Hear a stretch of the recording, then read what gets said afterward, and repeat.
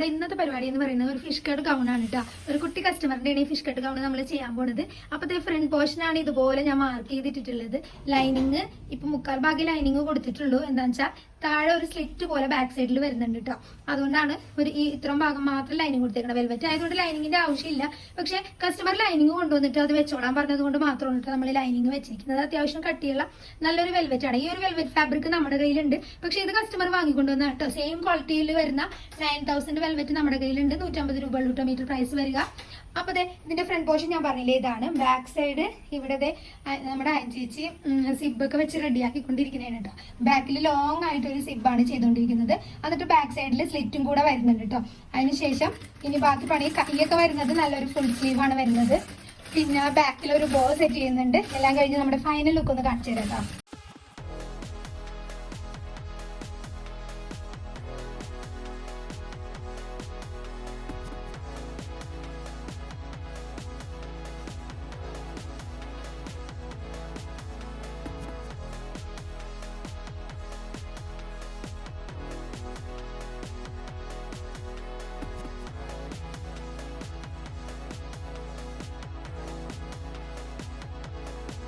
അപ്പൊ നമ്മുടെ fish cut ഫ്രോക്കിന്റെ front side ഇങ്ങനെ ഉണ്ടാ വരുന്നത്.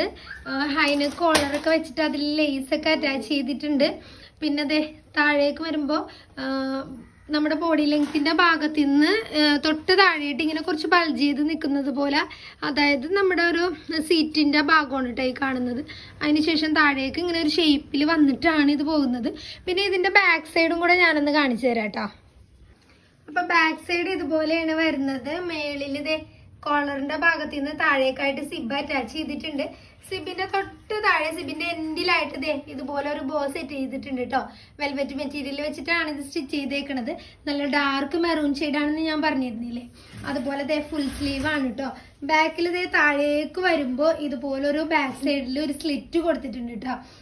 ഇച്ചിരി ചെറിയ കുട്ടിയുടെ ആയതുകൊണ്ട് തന്നെ അത്യാവശ്യം ലോങ് ആയിട്ടുള്ള സ്ലിറ്റ് തന്നെയാണ് കൊടുത്തിട്ടുള്ളത്. അപ്പൊ ഇതാണ് ബാക്കിൽ നിന്നുള്ള വ്യൂ എന്ന് പറയുന്നത്. അപ്പൊ ഈ ആള് വന്ന് ഇട്ട് നോക്കാത്തത് കൊണ്ട് തന്നെ ഇട്ട് കാണുമ്പോഴാണ് കറക്റ്റ് ഫിഷ് കട്ടിന്റെ മോഡലും കാര്യങ്ങളും ഒക്കെ മനസ്സിലാവുള്ളൂ. ആള് നേരിട്ട് വരാത്തത് കൊണ്ടിട്ടാണ് കേട്ടോ ഞാൻ ഇട്ട് കാണിക്കാത്തത്. അപ്പൊ മറ്റൊരു വീഡിയോയിൽ നമുക്ക് ഇട്ടിട്ടുള്ളത് ഒന്ന് കാണാം കേട്ടോ.